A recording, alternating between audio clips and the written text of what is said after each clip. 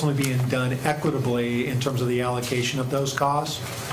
If you're getting a little puzzled look there. So, for example, if the local street is ultimately on this map shown on a single property owner's property, and it's ultimately benefiting the property owner just to the south of them, the ability to maybe make a minor adjustment to that, or have that property owner that is to the south be paying part of the cost associated with that local improvement. And that could be requiring each of them to pay one half or what have you. Which is a really, are you saying that that's probably the key to, actually to the development, because property owners that would not be reimbursed would be donating land, and the people that don't have direct, their land is not directly affected by the park area, are going to be paying a little bit more to have, just to be part of that community. Is that basically it? Right, yeah, you're trying to be, again, go back to some of those fundamental, value criteria, and I think, equitability was one of the high ones. And with any of these types of development, you've got a lot of individual property owners in a small area. Who goes first, is often, a difficult thing, particularly for a property owner that's on the inside and has to go through 2 or 3 other properties to get to their property to develop. And how do you ultimately facilitate that? And there's some mechanisms that are out there available to this.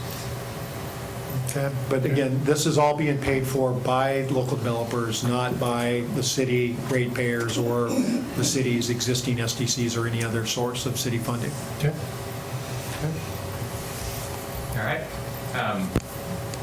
And Matilda actually went through a lot of what I have in this slide and the next one, so I will be pretty brief. Thank you, Matilda. Yeah. So we really already talked about some of this. The goal here is to be consistent in terms of applying future zoning and development standards with the development concept plan. The zoning will be consistent. Any changes to the zoning in the future would require a comp plan amendment. We talked about the fact that there are a number of elements in the plan that Ken described that are really important to how this area develops in the future. And so some of those, or really I guess all those, are listed on this slide.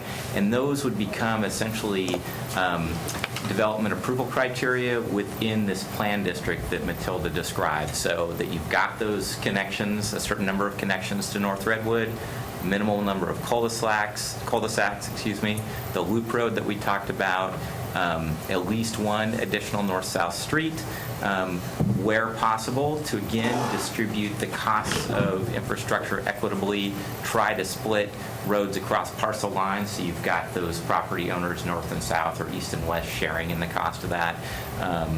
The North Teakwood extension is really essential to being able to develop that portion of the concept plan area. We really don't want, consistent with the city's existing transportation system plan, for blocks to be longer than 600 feet. So that's important. Where they are, the city requires a bicycle pedestrian connection every 330 feet, and that's sort of what Ken was showing with that bike ped connection going kind of east-west across the site. Construction of alleys generally optional, except for the fact that that's how the properties directly adjacent to Redwood would be served, to make sure the city's meeting its spacing standards and access standards for a collector street there. And again, that open space and trail corridor along Willow Creek is essential too. It's really kind of how you're creating a park in this area. The city has SDC and park dedication requirements, and that's how you and the property owners are meeting those in this area. So those are the things that are essential. Some things that are more flexible. We've showed these conceptual locations for streets, but as long as we're meeting those essential things I just talked about, it's okay for the location of those to shift a little bit. If a property owner or developer comes in and they say, hey, I can do this a little bit more efficiently, if I shift this road a little bit here or there, that's fine. Just need to be consistent with those things that we've said are particularly important. Exactly where that trail through Willow Creek is located and how it's designed. Again, there's some flexibility there. Matilda talked about that. The block sizes can vary to some degree as long as they're consistent with the things that talked about a minute ago. And Ken talked about the location of those stormwater detention areas. Those, again, are conceptual. That could vary to some degree depending on how somebody wanted to treat stormwater, as long as they're meeting the city's requirements for how to treat stormwater. Some of those areas could be a little larger, a little smaller. The locations could shift to some degree as long as it's working and meeting the city's requirements. This one, pretty much Matilda covered. The only thing I'll say here is that the city already has within its code these lot size averaging and alternative lot layout provisions that allow for some flexibility of lot sizes in these zones. What we're doing here is just allowing for counting some of that parkland that's being dedicated in doing that calculation and getting the lot size down for a certain number of lots a little bit. It really just applies in those areas where you're doing that, and it's sort of a modest change to what the city allows now. The mechanism is already in place, so it's really just kind of a tweak to, again, try to distribute those costs and those impacts of development more equitably in this area, and ultimately also just help everybody kind of pay for and make sure that the facilities are built, particularly the park. And that's pretty much it. Again, the rest of this we've pretty much covered. So I think that's all. Can we go back to the slide that showed the overall development with the park? There you go, right there. So now I'm assuming the park is a public park. Anybody can. So in Redwood, could you put your little flasher up there to where Redwood? Yeah, that dot. Okay. So currently Redwood is a 25 mile per hour speed limit with no shoulders. So you can't park on Redwood at all. So have you made provisions for where the public is going to, if they drive to that park, where they're going to put their automobiles or even their bicycles for that matter, mopeds, whatever, how are they going to access that park if they're coming from, say, over by the high school? They live over by the high school, so how are they going to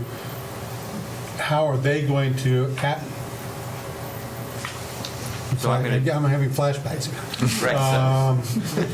So how are they going to access the park?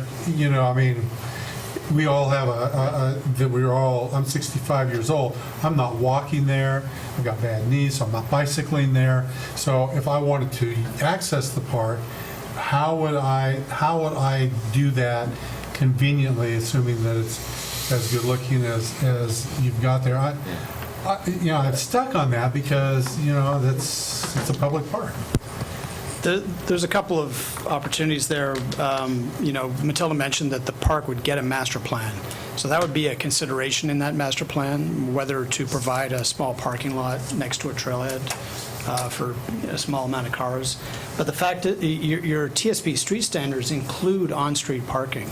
So if you look at the plan, as you get alongside the park, both sides of the street will have on-street parking.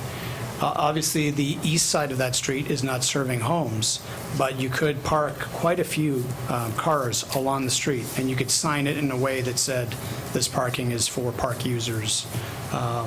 And that would probably satisfy the demand for parking. But again, a parking lot could be part of the development plan for that park, which is why we say we haven't worked out those details. That's going to kind of have to wait and see. Okay. And the other thing just to note is that you described kind of Redwood how it is now. Ultimately, Redwood needs to be improved to your collector standard on both sides of the street as future development occurs here. So, but my understanding is that one half, right down the middle of Redwood, half of that belongs to the city, which is the part that's in fairly decent shape, and the other half is part of the Clackamas County Rutted Road Program. So, are we acquiring that? We're acquiring the other half of Redwood. Okay. That's part of the development process. Okay. Exactly. We annex in the road as well. And then as they develop, we require half-street improvements up to the So the corporate standard. flip side ends up looking like the So that group side. it looks, So how much do you think Clackamas County will pay us to take it off their hands? I'm not going to touch that. Just checking. But thanks for asking. Okay, I have no more questions. Anybody else? I have a number of questions, so when I get to that point, I'll Okay, throw it out. thank you very much. Thanks.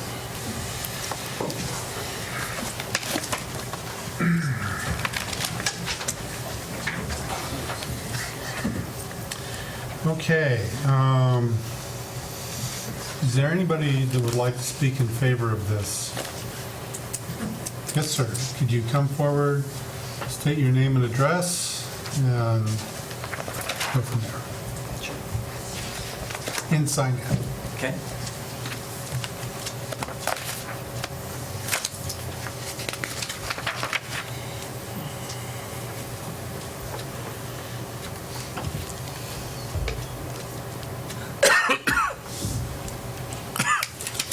My name's Ethan Manuel. I live at 1612 North Redwood Street here in town, which is about the middle of this proposed concept plan.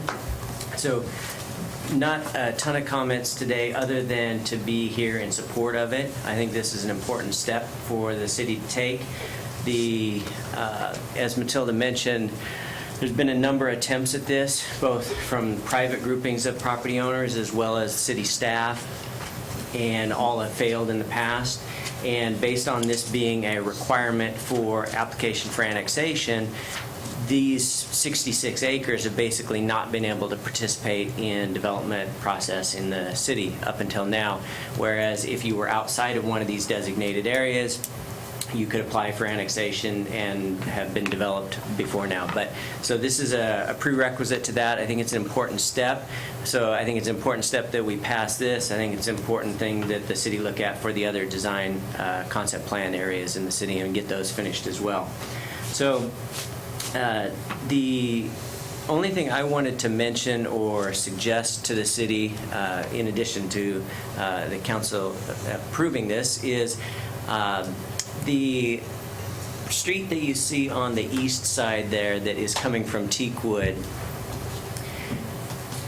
because that is a single street that accesses all of those properties, it basically requires a serial development before the people down at the bottom, which happens to be some of my property, could access the street. And so while the reimbursement district concept, I think, works perfectly, you take the cost of that street, you divide it by the square footage that's over there being serviced by it, we all share the cost. That's not the question.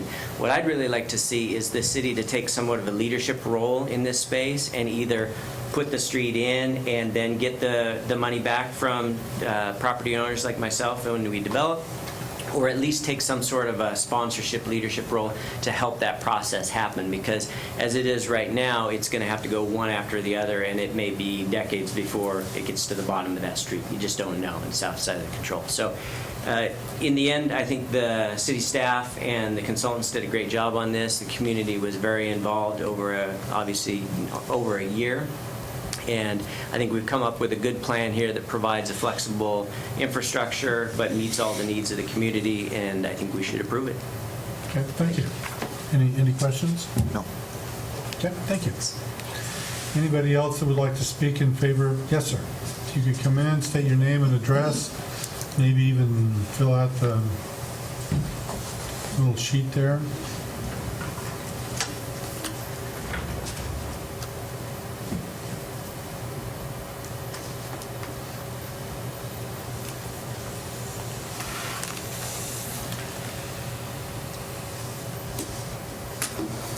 My name is Alan Manuel.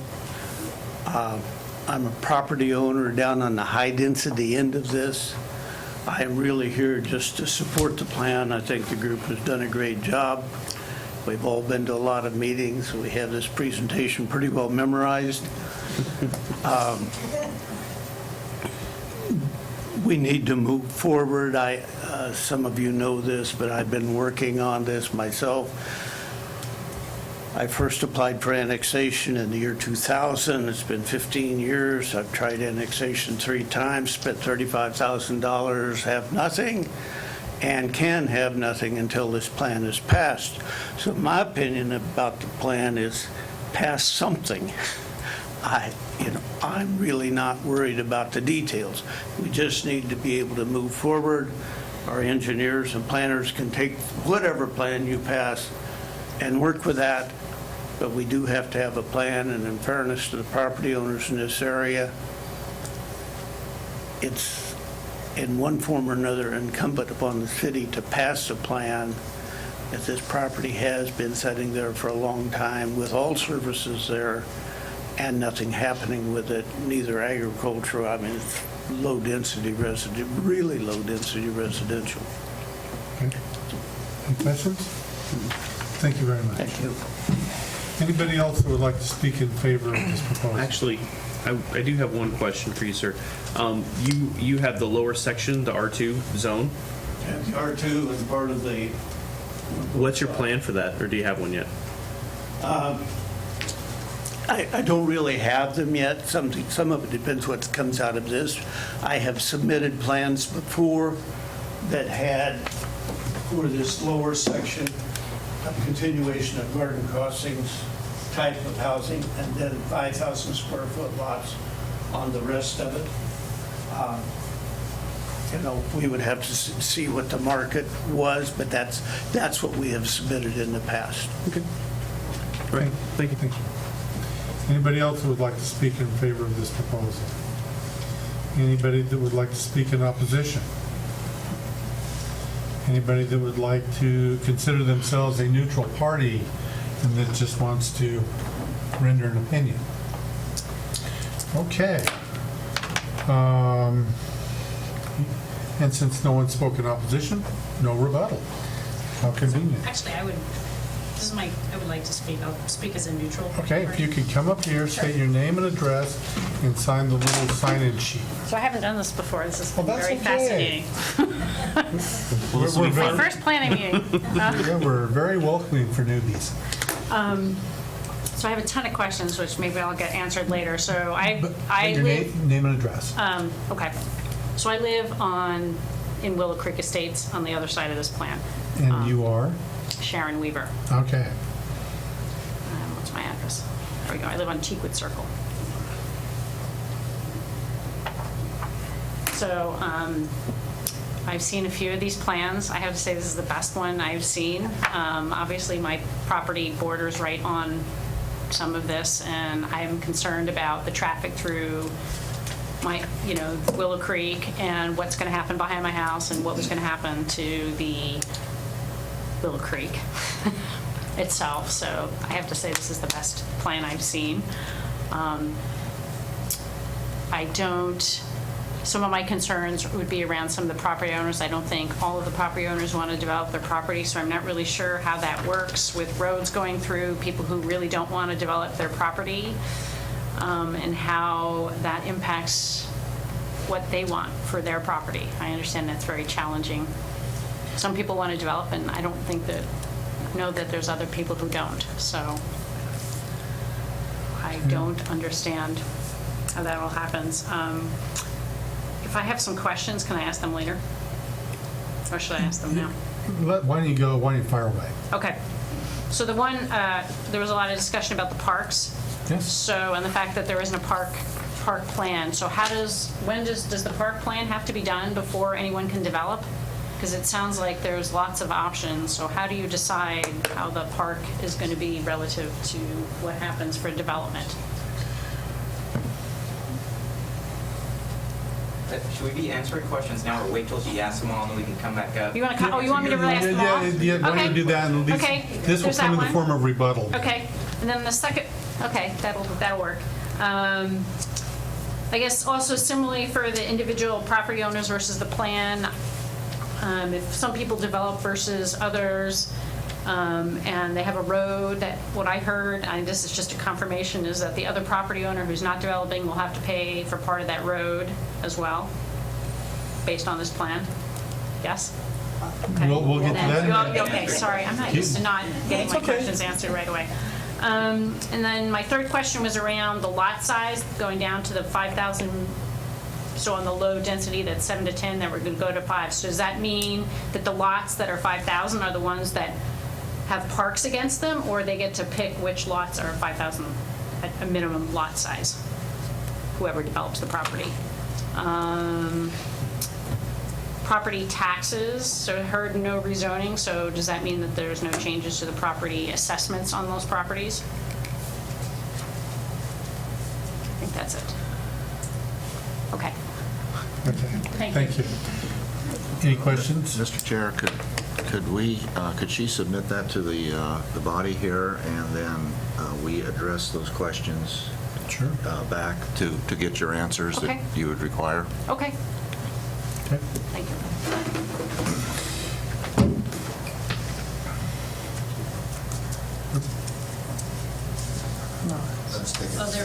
Oh, I have it. I'll reread it for you.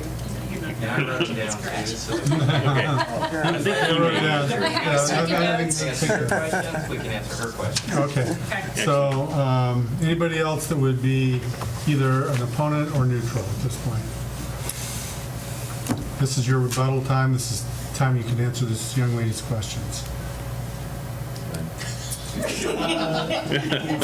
I'm not really, So go back up. Okay, you have to kind of wander back up here to the microphone. and Andy's going to talk about the parks and property taxes. Okay? And maybe, Matilda, you want to talk about the timing of the park master plan? I think that Lot covers size. minimum lot size. I can talk about that. And who's going to pay for the roads? Yes, I can. Okay. Okay. Yeah, with respect to funding type issues, property taxes at the time of development, the property will be reassessed, and the assessor will ultimately utilize ratios consistent with other properties within that area. So there will be an increase in property valuation, and there will be increased property taxes to ultimately the city, the county, and all the other overlapping jurisdictions within each of those developed lots. With respect to local road funding, again, it is the local developers ultimately will pay that. Now, whether or not there are reimbursement agreements made or not made, that will generally be done at the request of those developers. Some developers may choose to go ahead and put roads in and not get any reimbursement back whatsoever just to get the deal done.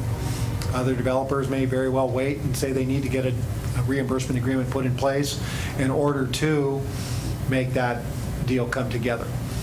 But it's ultimately, unless there is something that goes way beyond what I've just described, the city, for the most part, isn't a party to those. They may facilitate it, may help with it, may be involved with the actual collection of the dollars and actual building the streets, whatever. But until that happens, it's really a local developer initiated type of deal. Does that help? So there may or may not be any reimbursement for somebody that owns a lot that does not develop themselves. It'll depend on what ultimately is done by the person that wants to move forward. So the property taxes will be reassessed as a lot is developed. Yes. Lots that are not developed will not be reassessed. Yeah, they should not see any changes to their property taxes resulting from somebody next door moving forward. They'll continue to see their property go up in value, no more than the 3% per year, or if they're below market value on their assessed value, they'll continue to be at that level. But yeah, when they do develop is when you'll see a resetting of the taxable assessed value. So that I'm clear, are you thinking that as it's developed, the roadway will be developed, or are you going to do it all at one time? Which makes, I think that goes to her question.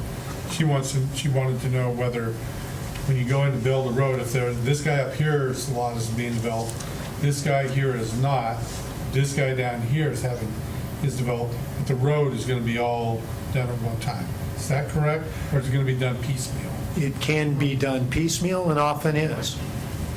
And you got to get access down there, so you're going to have to, at a minimum, in the intervening properties, something's going to have to be put in to allow for access, whether that's sort of pavement, I mean, it really depends on how that occurs and what the city requires and what the property owners sort of work out. You know, Okay. so Right. that's one of those flexible areas to it. Yeah, it'd be no different than an infill development happening within the existing city limits. This sets forth your concept of how you intend to see it develop. And if there's a property owner that's there that's not willing to let a road go through and doesn't want to do anything, you may not have anything but waiting for that property ownership to change.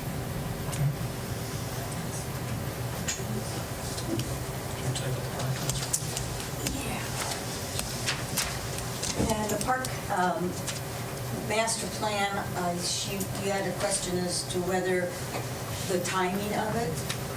Yeah, I guess because there were some questions around, we have the park allocated, what does the park look like? And you were talking about, we need to have a park plan, we need to understand what that looks like, but I don't understand if that has to be done before people can start developing. Otherwise, No. I mean, how do you? It doesn't. It depends. If the people that have property that's going to be dedicated, if they come in and want, as it gets dedicated, we kind of accrue the property. And when we get further down the road with the property, we'll go out and then determine the design of the park. We can't really determine the design of the park until we have all the delineations for all the wetlands and stuff done along there. So as it's dedicated, when those properties along there actually figure out the dedication through the appraisal and the wetland delineations, then once we have that, then we'll be able to go out and do master plan. But we don't have to have a master plan for that park property until we have the park property. I guess I was kind of following up, you remind me with the parking, so if you're going to do parking and you need to do that kind of thing, Right. does that, I don't know how But you that do could that. be part of the planning process for a park that we have to accommodate parking. That's part and parcel. What are you going to Okay. do? And that will involve the neighbors, and they'll have something to say about. So how they're that- actually, the questions are supposed to be directed through here. It's Oh, nice that you I'm have sorry. these great I'm sorry. conversations, but, I'm sorry. you know, I didn't always want- and I appreciate your kind of, Okay. I'm a big fan of direct communication, I'm but just the that. rules are. Okay, you know, I'm sorry. Take all that back and okay. re-channel that back. No, you can talk to me and she can listen. So, Yeah, it's kind of weird. I know. I know she's there. I'm like, I tried to talk to you, but. Well, you can see it, I'll hold this up and maybe it'll reflect over There you there. go. How clever. Let me get Yeah, I know. hologram of her. We'll channel it. So, does that answer Does that answer your question? Okay, great. There, that was easy. Yeah, that was easy. Minimum lot size. Minimum lot size. Minimum lot size. So I'll do my best on that one. She's going right. So the question was, would the smaller lots need to be next to the park, or is it sort of developer's choice? There's nothing right now in the code that says that those lots would have to be next to the park. That you'd have, whoever again comes in, owns some of the property that includes the park, and comes in with a development plan for their entire kind of holdings that include that, then you would apply those lot size averaging and alternative lot layout standards.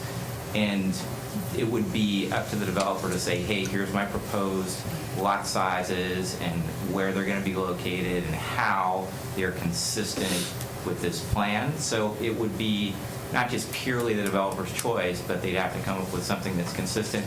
So it wouldn't have to be next to the park. It could be some interior lots, could be on the edge. So it just needs to be a plan that's generally consistent with this. Okay. Let's see. Again, did that help you? Yes. Okay, perfect, thank you very much. If there's no more rebuttal, then any more questions of these gentlemen before I close the public hearing? No. So, we close the public testimony, and so we will have questions from us to Matilda and friends. So there you go. I have about a dozen of them. A dozen. Perfect. Fire away. Okay. I can see a potential problem at the north end of Redwood, if I can get this thing to work. Has this been, I know you said there was, the traffic has been reviewed.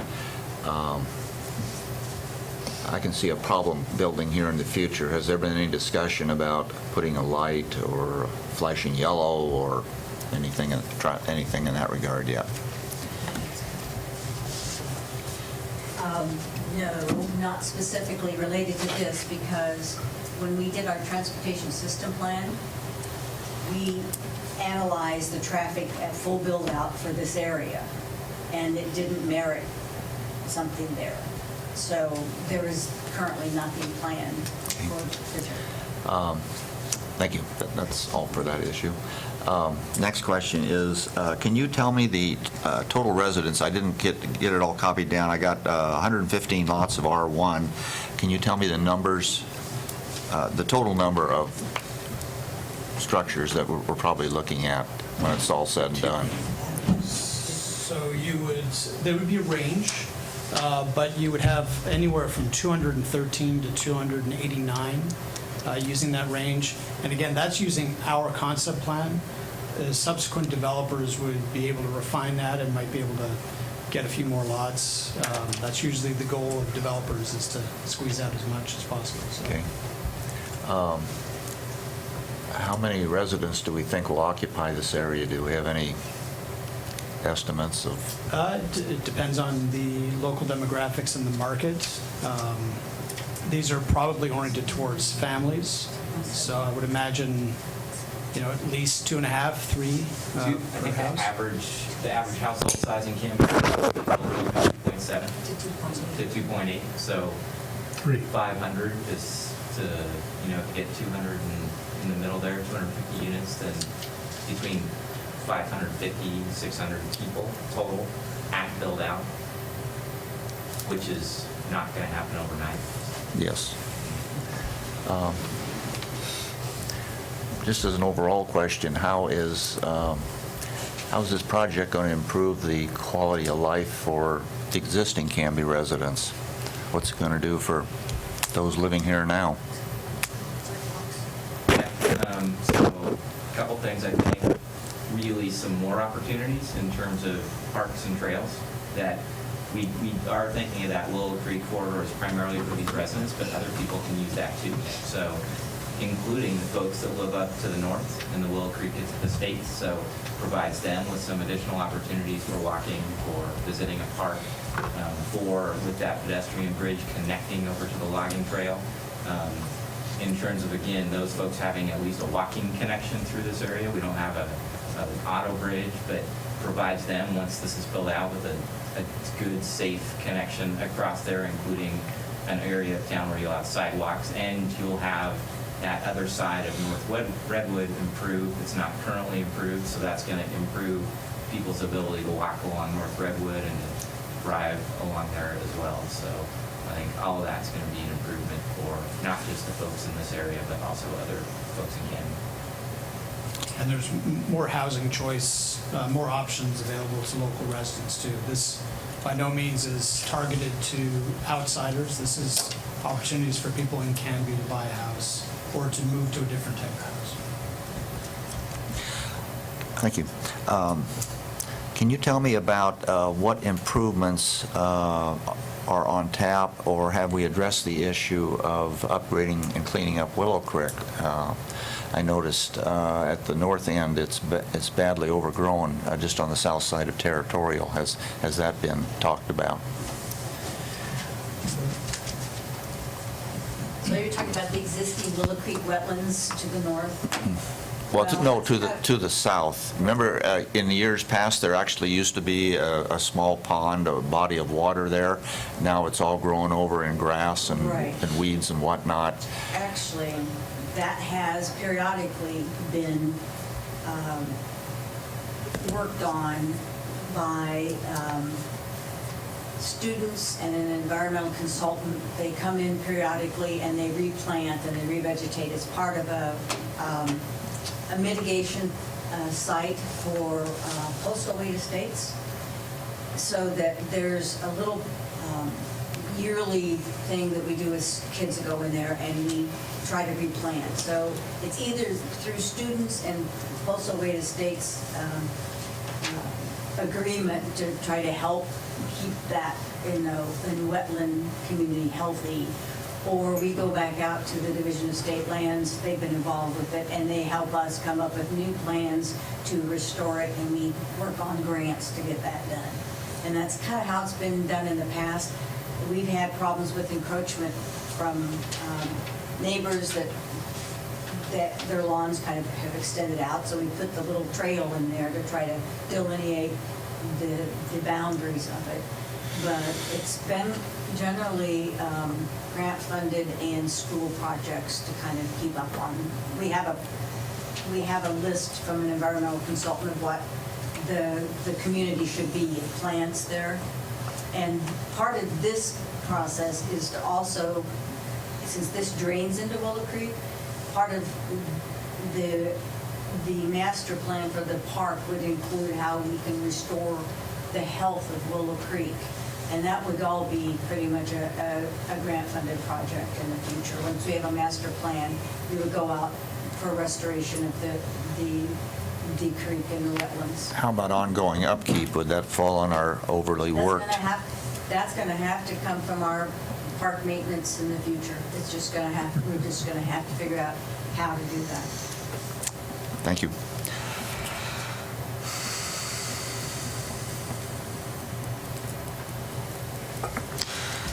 What will keep residents, if we do, say, get this emergency crossing across the railroad tracks that goes on to 99E, what will be keeping residents from using that? Would it be a lockable, tilt-up Yeah, there barricade? Yes, it would be a gate that could be only operated by emergency service providers automatically. Otherwise, you couldn't get across it. It would be secure. Thank you.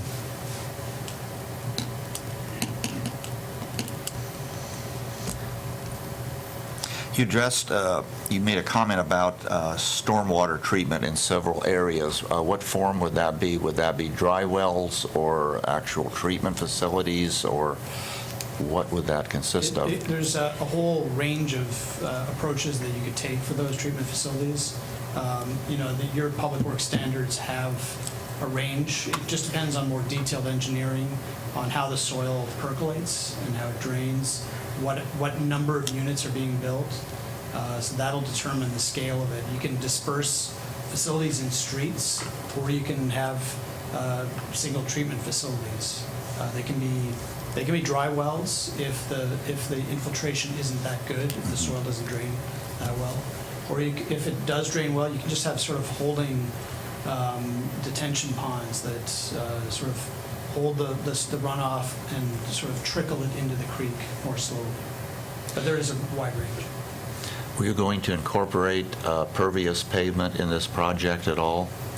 That would be up to individual property owners. I don't think it's in the city's standards right now to do it, but in the park, say if there's a parking lot in the park, that's a great place to do it. A lot of parks are doing that. So no at this time is the bottom line. I'd love to see it, but it's not. It's more detailed than we're addressing. We allow it. I mean, when we incorporate, like if people want to do pervious pavement, we allow them to use that as part of their calculation for in setbacks and stuff now. I mean, we do some accommodation for it now, and we try to encourage it, but we don't require pervious anywhere in the city. Now, if somebody wants to come in and present something, then it would be fine. But we do not have a requirement for it. We encourage it, but we don't require it.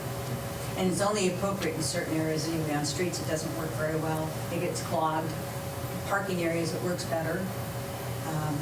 Well, that's kind of what I was referring to, was the parking areas along, not actual where the high-density traffic flows down the street, but on the sides where the Just parking. around town, and I think we would be open to it. I think there's some question with our public works now. They don't like it in streets much anymore because it's too difficult to keep it cleaned up. So in certain parking areas it's okay, but they don't want it in any traffic area where it's a problem, so. But homeowners can use it on their own property for driveways, and that could account for, give them more ability to build a larger home, because we subtract the pervious surface from that to give them a little bit of a bonus for using pervious. Thank you.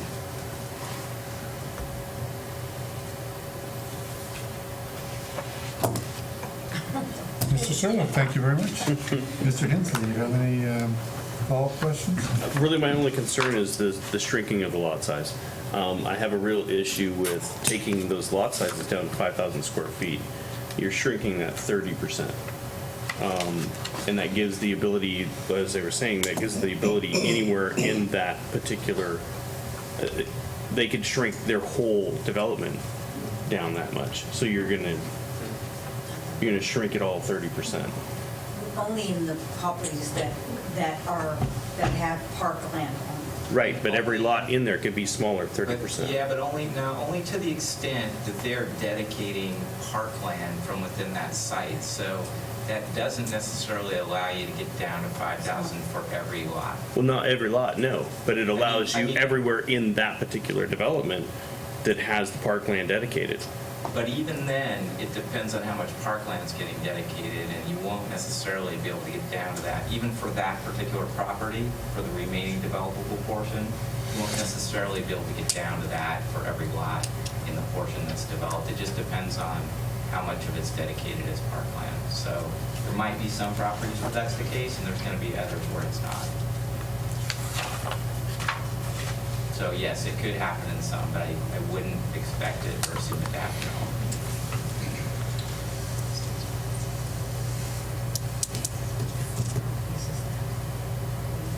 Okay. So many properties that actually have another book.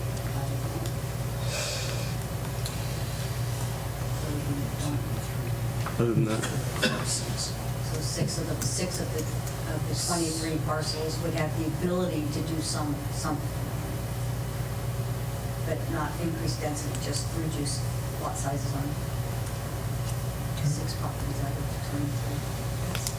23. Ms. Rocha, any questions? Mr. Boatright? I have no further questions.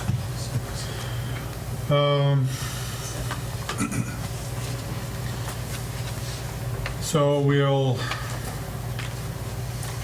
since there are no further questions, I will entertain a motion to approve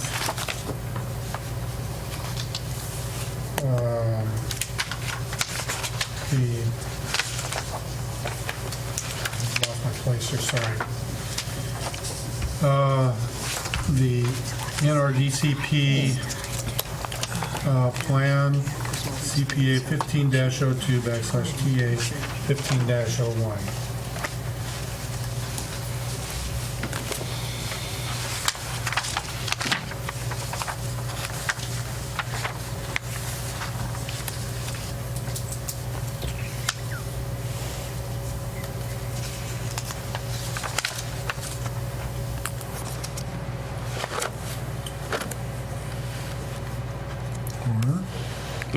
Or table it and for a decision for the day. I'm reading this again exactly how it's written. I want to make sure that it is what it is.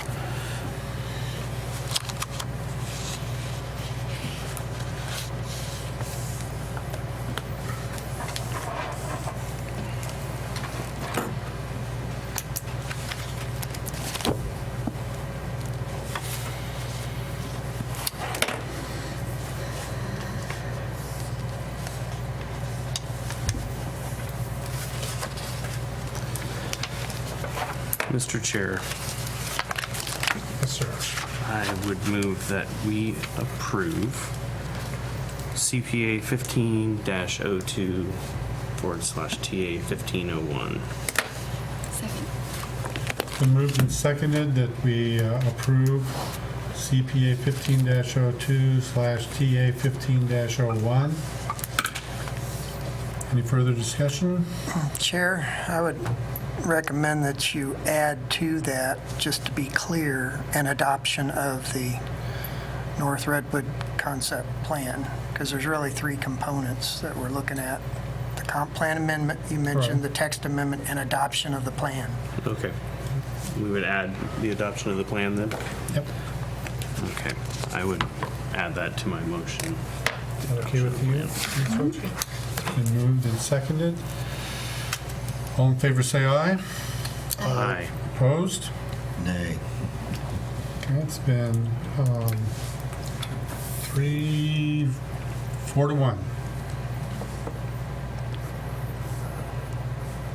You have approved to move forward. Thank you very much for your thoughtfulness.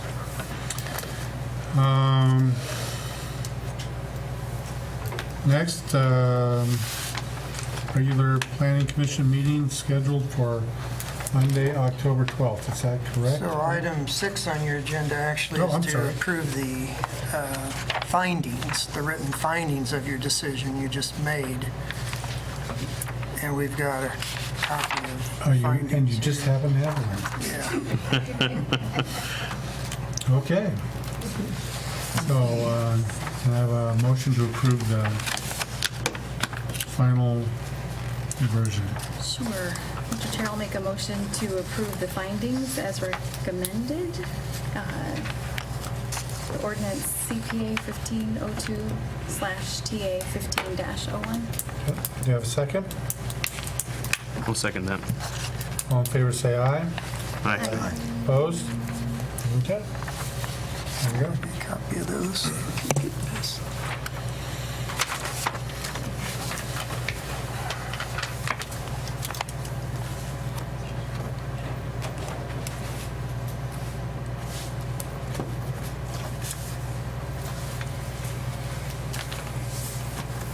Okay.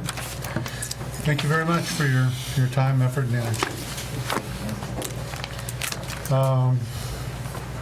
Item number 7, Brian. We don't currently have any applications that have been submitted for the next regularly scheduled meetings. And since we're still shorthanded, it's possible we may end up canceling that meeting. That would be my best guess. Don't want to make a firm decision yet. There might be a chance we'll get to something else that we could have on the agenda, but there's not any pressing applications. Although we have some more that are about to walk in the door. Okay. When are we expecting Lainey back? She went to the doctor today, haven't heard from her, and so we should have some news tomorrow. Okay. I'm hoping that it's good news. Yeah, good deal. Any items of interest from the Planning Commission? Any update on the Fred Meyer's service station? No. Haven't heard a word, don't know what's going on. The McDonald's is going to be built before that service I'm station. telling you what. We're going to have a Starbucks before then. Oh, you'll have a Starbucks on Tuesday. Oh, is that right? Yeah. Oh, wow. Well, I guess it will be. before. Starbucks doesn't screw around. No, they don't. We'll entertain a motion to adjourn. I would move that we adjourn. Second. All in favor, say aye. Aye. We are adjourned.